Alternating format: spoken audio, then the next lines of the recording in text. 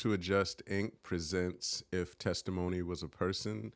Today we have a native of Long Island, a person who was the valedictorian of his high school class, who had quite a journey that took him into the corporate world and eventually into coaching and mentorship, which is important work. I'd like to introduce Mr. Fitz McKinnon. Welcome, brother. Thank you. Good morning. Glad to be here.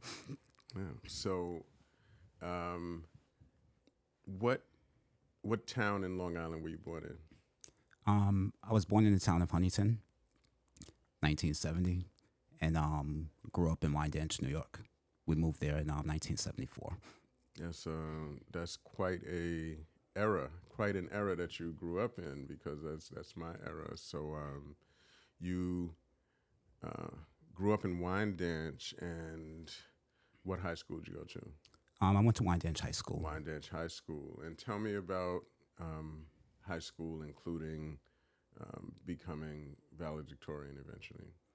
Okay, for me, high school was pretty fun. Growing up in Wyandanch, despite what we hear today about Wyandanch, the challenges that it has as a community and the struggles it has academically. Like you said, that was a different era back then. Growing up in the 70s and going to the high school in the 1980s, our parents emphasized education over anything else. So for me, just growing up, academics always came easy. And our school system, since it wasn't that challenging, I was able to get good grades while also excelling in athletics. So I also played football growing up in the community. Yeah. And I used my academic skills to be successful in football. They kind of went hand in hand. Being focused on what I wanted to do after high school, which was to be able to go to college to play football.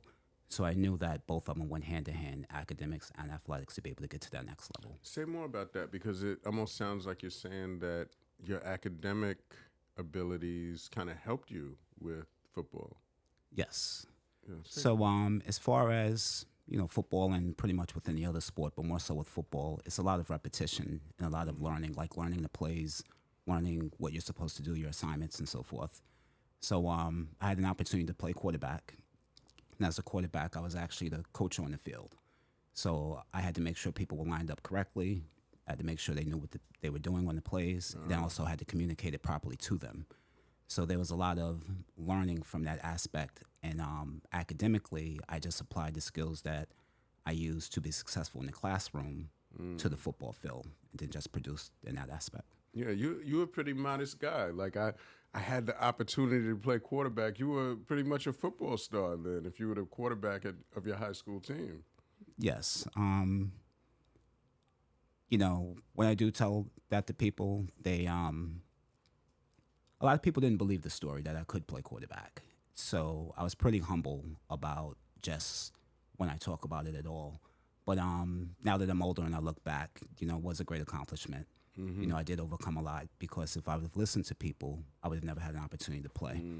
And, and it was realistic things that they were saying, like, you're too short to play quarterback.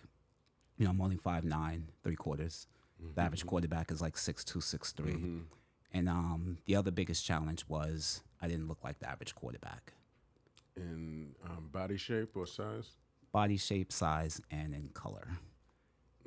So when we start looking at the NFL, especially during that time in the 70s and 80s, most of our quarterbacks, or majority of our quarterbacks, were Caucasian.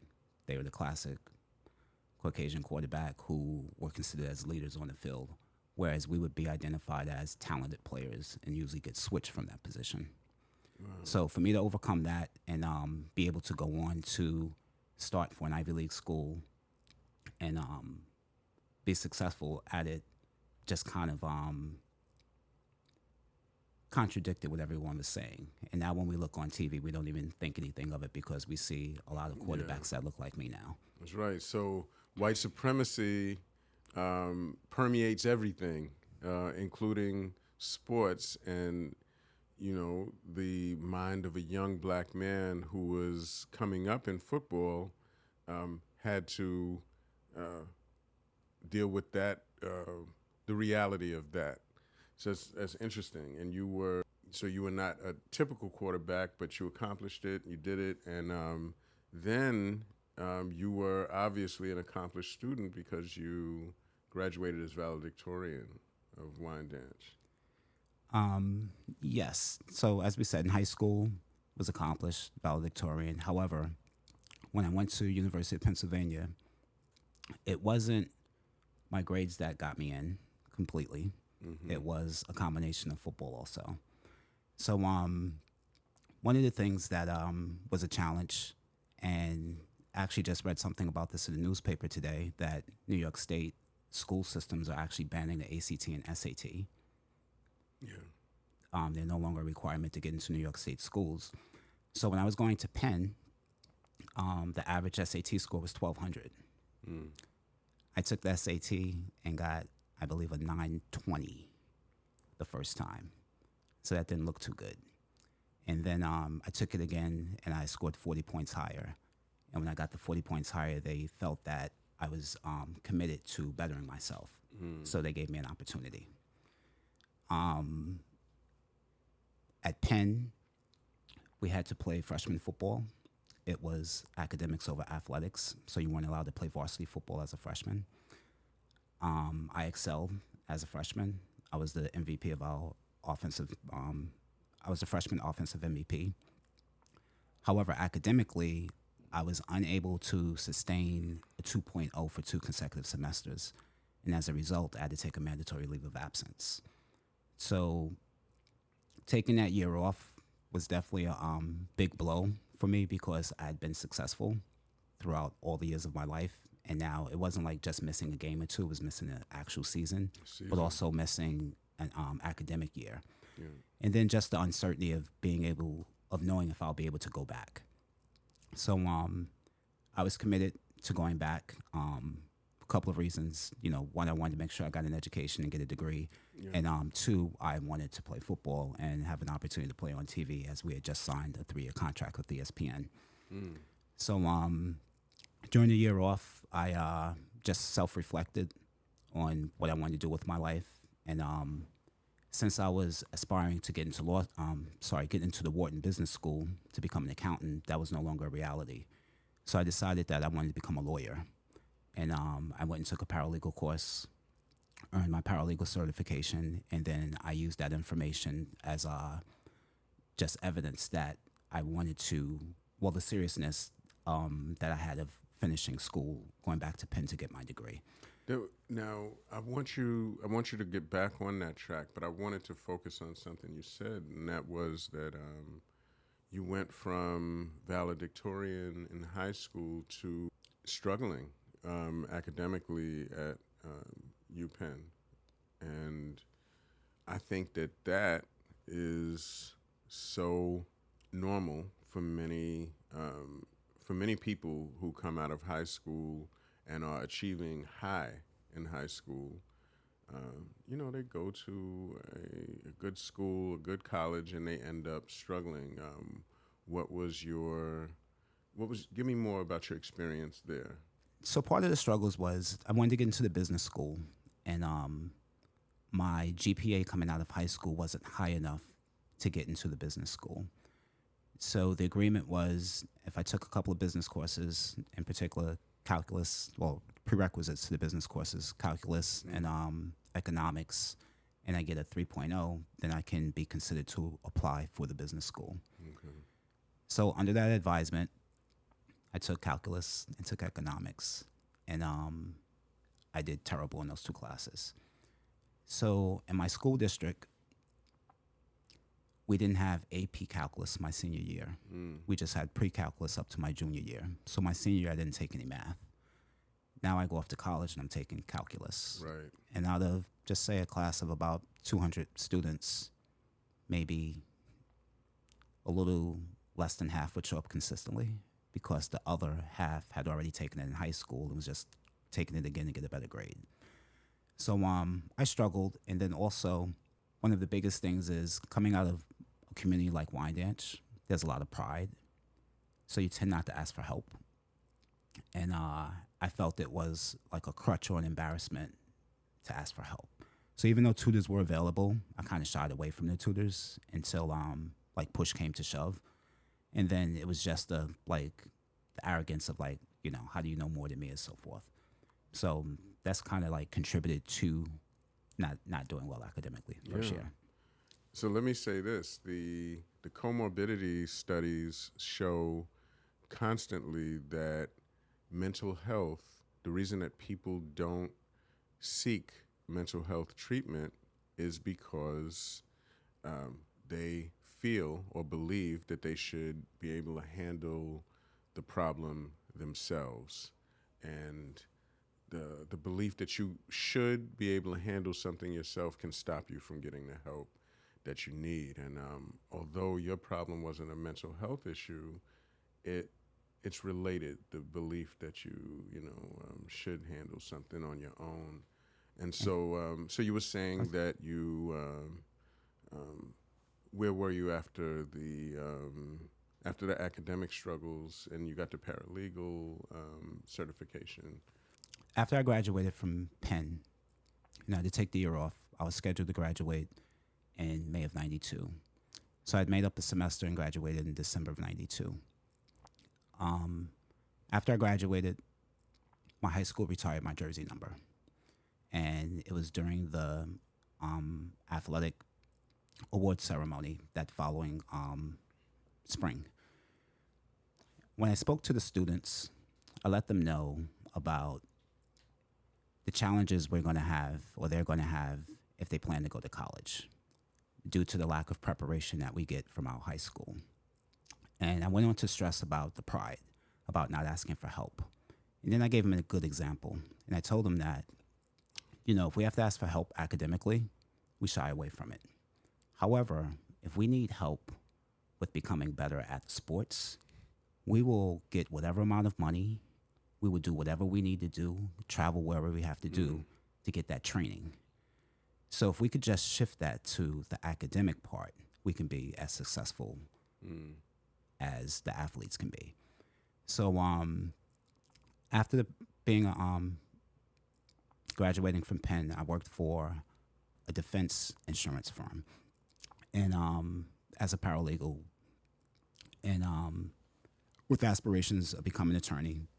And then this was around the time of the whole O.J. Simpson trial, so it was a big thing seeing Johnny Cochran on TV, a prominent black attorney that's up there being able to speak eloquently against a system that normally black males or males that look like me do not fare well in.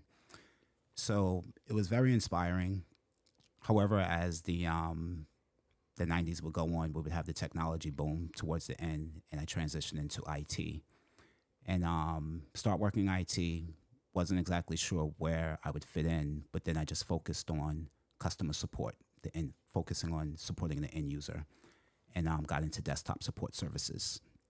So from there, I'd worked for a small company in Long Island where we had a contract in New York City with the New York City Board of Ed and then also with Philip Morris. So I had an opportunity to work with Philip Morris with their desktop division right at the turn of into 2000, from 1999 to 2000. So that was the time of the Y2K bug. There was all the hysteria of like what's going to happen and so forth. So I had an opportunity to work with a great team where we were ahead of the game, where we had already tested everything and had a methodology to ensure that there weren't going to be any issues and to help calm the user community because everyone was in panic mode. Right after that, I transitioned and was able to come back out to Long Island and work for the Catholic Health Services at the time. And at that time, they were just started the transformation project where they were bringing 5 hospitals into one integrated health system. So I immediately came on as a desktop analyst, and then I got promoted to desktop coordinator because of the methodology, the deployment methodology that I brought from Philip Morris. And from there, I actually got recognized by our CIO for bringing the credibility back to our IT department because our consultants that were in there that started the project, it didn't go well with the users. They would just come, take computers. People would come, didn't have data, had to wait a few days, whereas we implemented the process. So you were being given some recognition with the promotion, and then the CIO noticing what you brought to the company. Yes, Yeah. at that time. And so from there, I also, this is around 2001, I also started coaching youth football, coaching in the community. Coaching was never anything that I aspired to do. My oldest son at the time was just starting to play football, and he just had one coach. So I asked the coach if he had any other coaches or needed any assistance, and then he asked me if I knew how to run the offense, and then I said yes, and then that's where it started from there.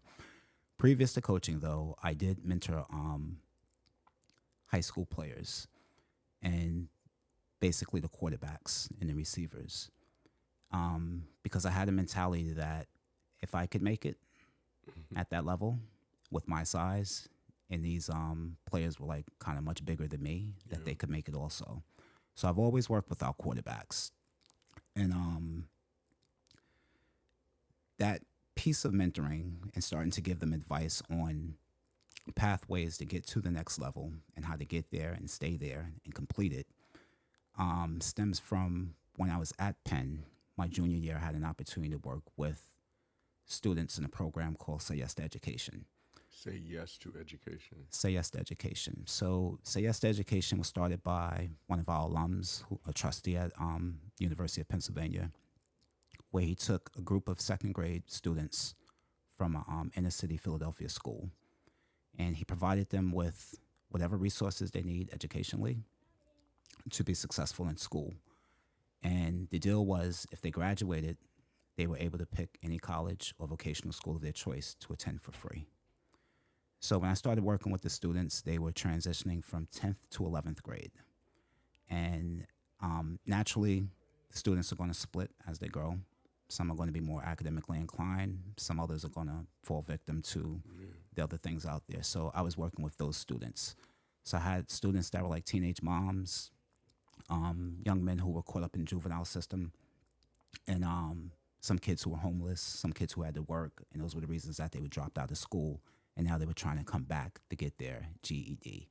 Right. So these would be basically the most at-risk students. Yes. Yeah.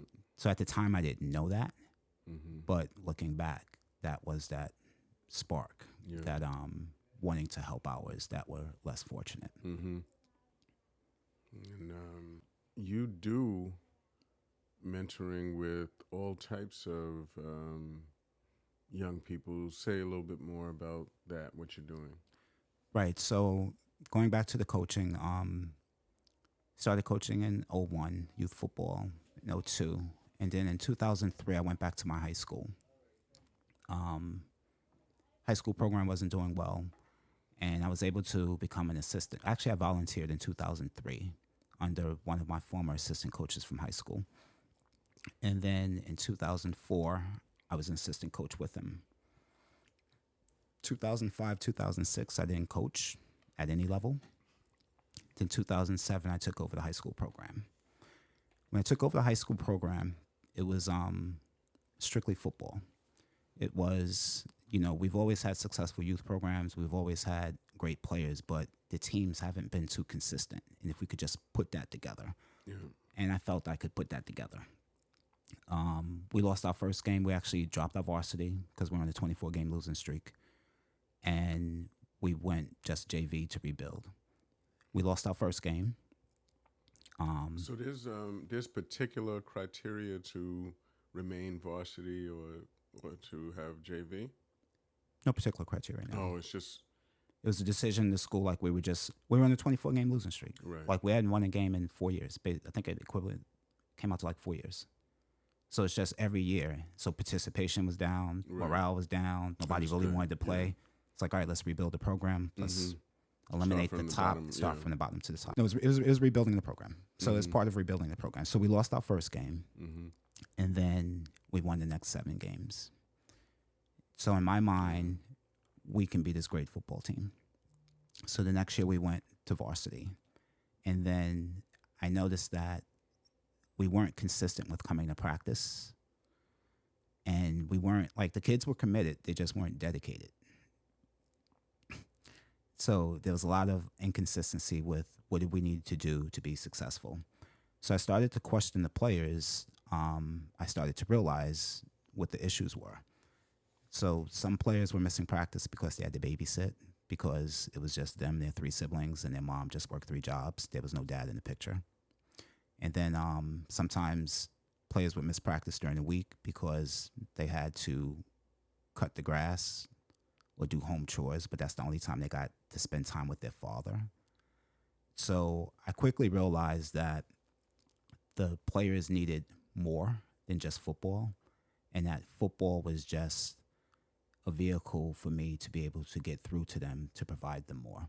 So just before you go on, I mean, am I hearing you correctly to say that these young people were really a part of their home life that was so irreplaceable that if they, for instance, didn't cut the grass, or if they didn't do whatever it was at home, it would leave a problem at home. So they really had to do these things. Yes, and the 2 examples I gave, the first one with the player and 3 siblings, and it's just mom. Right. Yes, it would put a burden on who's going to watch those siblings. Who's going to watch the kids? Yeah. The second situation was a little different. It was from a custody standpoint and a visitation standpoint. So the player could only see his dad on a weekday as opposed to the weekend. I see. Yeah. Where we normally do chores on the weekend, not during the week. So it kind of changed the dynamic up due to the family structure. Right. So one of the things that, like I said, I realized that football was just a vehicle for me to get through to the players. I was looking for a mentoring program for the players. At the time, I was working for Catholic Health Services, so I'm full-time there and just volunteering here, so I was unable to do anything full-time with them. And while looking for a mentoring program, I couldn't find anything that met the needs of our players. Yeah. And just continued to look, and I just continued to work with the players the best that I could, whatever I could provide to them. So whatever guidance, any coaching, any instruction I gave them. And I used to tell people that I just needed 1 more year with the players. Like, by the time I peel back all of the false layers with them, all the false realities, layer by layer by layer by layer, and get to the core, they're about to graduate or they're done with school. So I realized in 2011 that you can't build from the top to the bottom. You have to build from the bottom to the top. So I started the Wyandanch Junior Warriors youth program, ages 5 through 13. And we started off with football, cheer, and basketball. And the whole goal of that was to create a feeder system for our high school and unite it all as one big program. That didn't really happen. Just there was kind of gaps in between it, and just different philosophies on how people wanted to handle things. And then my main goal became, any player that comes to our program, they're going to have 3 things. They're going to be coachable, they're going to know the fundamentals, and they're going to be team players. And with those 3 things, they can go anywhere and be a successful football player. This was good. 3 things. Say those 3 things again. So the 3 things, they're going to be coachable. Coachable, meaning that willing to learn and accept instruction. Exactly. So as opposed to, and accept it constructively. Mm-hmm. So I run into a lot of situations where you ask a player, like, where were you just at? You're supposed to be here, be there. No, and then they get argumentative with it, as opposed to just adjusting, make the adjustment. Mm-hmm. So that's the main thing. Coaching is all about adjusting. So if you're coachable, you're able to make that adjustment. Right. The other thing was having the fundamentals. So fundamentals were important. Do you know the basics? So do you know your position? Are you coming in with a basis for what you're about to get into, the level? And that's very important. Yeah. And then the last piece was you're a team player. Mm-hmm. So I'm big on sportsmanship, how you play the game. So we emphasize that. Is this like the willingness to include other teammates in plays and not trying to be the star? Correct. Mm-hmm. So probably a little bit more than that, but it's removing the selfishness from it to become selfless. Right, right. So you can be the star, but understand that the reason you're a star is because there's 10 other people out there with you Correct. helping you to become that star. So when people say, you did a great job, you're taught that, thank you, but I also want to acknowledge my teammates for helping me with that. Right. So as opposed to, yes, I did it all on my own. So, I mean, I think that people who know sports know that the values and lessons that you learn in sports are very much connected to academics and success in the world in general. But that really illustrates that. Yes. So I was fortunate enough to learn that, especially with football, it mirrors life. So it becomes the game of life.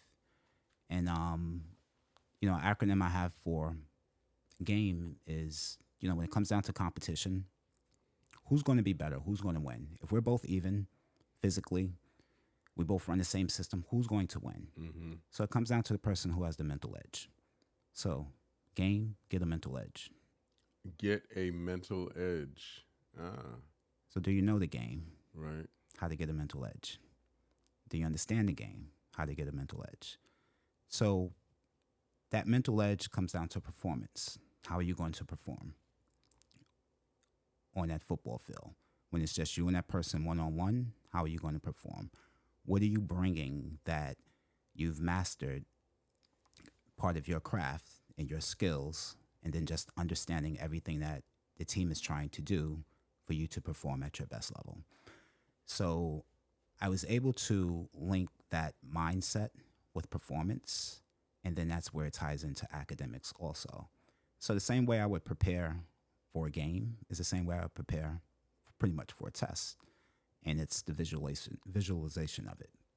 So as a quarterback, I was trained to be able to conceptualize plays before the play actually happened. So when the coach tells me to play, I already see it, already know it. Mm-hmm. And then it's easy for me to put everyone else in formation because I know where they're supposed to be. I have a snapshot. And then as a quarterback, you have reads. You have to learn how to read the defense so you can understand where you're going to go. So we can translate that to, in the business world, a SWOT analysis. When you're looking at your strengths and opportunities and your weaknesses and threats. It's a constant SWOT analysis as a quarterback in the game of football and as a coach. These things roll off your tongue that are very important. You can look at it as a SWOT analysis. And say that acronym for us again. So SWOT stands for your strengths, weaknesses, opportunities, and threats.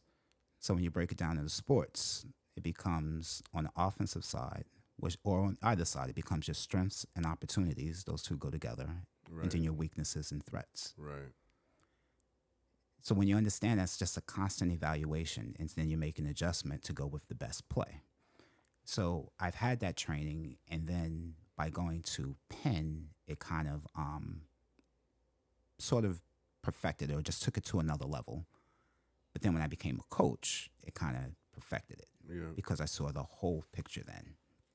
And it's just a constant making sure you have the right personnel, making sure you have the right play. So it comes down to having a certain mindset. And once I develop that mindset, again, I just feel that I am able to take things that are simple and make it obvious, Yeah. and things that are complex and make them simple. And then that's where I try to impart those ideas amongst others so they can be successful. Right. You think about the world of work these days. Everything is a lot more data driven. Education systems are trying to look at what works and what doesn't work.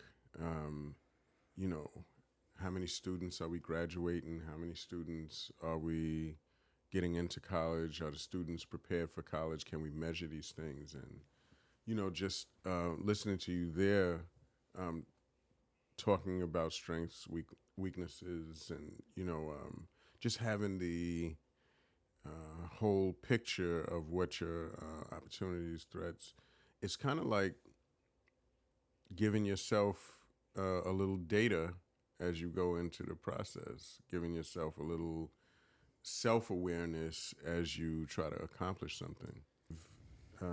Young people really it doesn't just apply to sports. It just doesn't apply to football only. It really is stuff that you can take and use in many aspects of your life. Ask you to tell me a story. Like if you think of the kids that you've worked with, I mean, you don't obviously need to mention anyone's name, but is there a story of a kid that you feel kind of got some success, even on a small scale, from what you've imparted? Yes.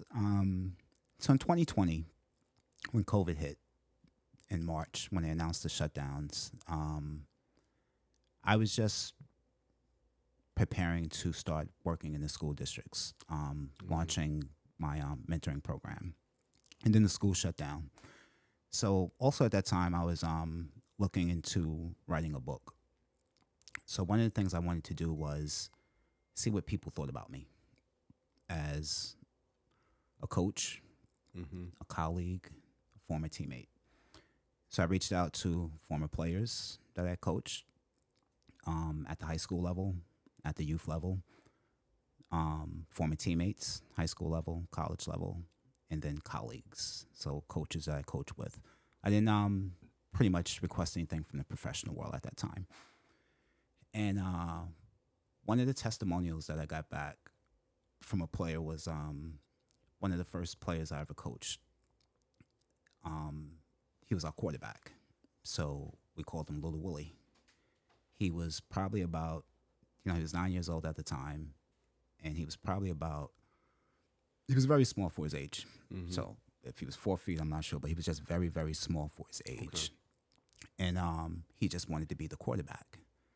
And so I remember him asking would I give him an opportunity to play quarterback, because he had played he had played quarterback previously, and he thought he was going to get switched or wouldn't have a chance because he was too small. I was like, no, you can play. Like, people told me I was too small too. And I gave him an opportunity. And in 2003, I had a chance to take my players to a University of Pennsylvania game. So every year they would take the players out for like mid-season just to have fun, like taking the sports zone or something, fun zone or something like that. So you guys got on a bus and went to... So I asked if I could take my kids to Penn, because it was like pretty much almost the same amount. Whatever amount we spent going there, we could spend here on the bus. And then I got the kids into the game for free. We just had to make sure for food, and then I took care of that. So, and that's a great story within itself. So we got approved to go to Penn, and Penn was playing against Yale. So we had to secure a bus. So when I called, there were no buses. So this is in, I think, like April, May. And we were trying to go to I believe it was a game in October or November. Late October, I believe. And there were no buses available on the East Coast for that weekend. And I'm like, what do you mean? Like the whole East Coast? They was like, there's going to be a rally in D.C., a protest. Some type of protest was scheduled, and like everything was booked up. I'm like, okay, so it might be a cancellation. They was like, we doubt it, but... So I ended up looking around, and then I found somebody that had a bus available. And he was charging much cheaper than what everyone else was charging. Okay. So this was like godsend to us. So when the bus came, not sure if you remember the Partridge Family growing up. So the bus was very similar to that bus. So it was actually from a church. And so it was the church bus. So it was kind of outfitted in their church insignia and so forth. Okay. So we go, and it turned out to be a great game. They had a chance to meet the alum. His name is actually George Weiss. He's the one that runs Say Yes to Education. So he met the players before the game, and he told them that if we win and if they cheer loud enough, they get an opportunity to go to the locker room. So that was the deal. Okay. So we go, and where we're sitting is the way the stadium is. You can just think of a horseshoe. So we're at the open end of the horseshoe. That's where the scoreboard is, and we're like at the 10-yard line, watching the game from there. So the locker room is actually at the other end of the closed horseshoe. So just say 90 yards away. Mm-hmm. We were winning 35-7, beginning of the fourth quarter. Wow. So the kids, there's probably about 20 kids that went, 22 kids. Half of them was into the game, half of them weren't because we were winning. Our defensive back goes down, sub goes in, Yale picks up on that, and they start attacking that area. 35-14, 35-21, 35-28, 35-35. Oh, man. Tie game. Now the kids are like, we're not going to be able to go in the locker room. So they're just cheering. Now we go into overtime. I believe Yale messed up. We stopped Yale. I'm not sure if they fumbled or we got a turnover, whatever it was. We got it, and then we just kicked the field goal and won the game. Wow. So now we had to navigate down to the locker room. So it's basically like salmon going upstream. So got all the players in a single file. Now we're going against the grain trying to get to the locker room. So in my mind, I'm thinking that it's not going to happen. So when we get there, security is like, "You're Fitz McKinnon?" It's like, "Yeah." "It's your team?" It's like, "Yeah." "George Weiss was waiting for you and your team." Like, "Oh, okay." So now they let us into the locker room. And then I see George Weiss. You know, we do our customary hug. Congratulations. And then he whistles everybody in the locker room. Like it was just pandemonium in there because we just won in overtime. And it preserved, actually Penn went undefeated that season. And it preserved, you know, the undefeated season at that point.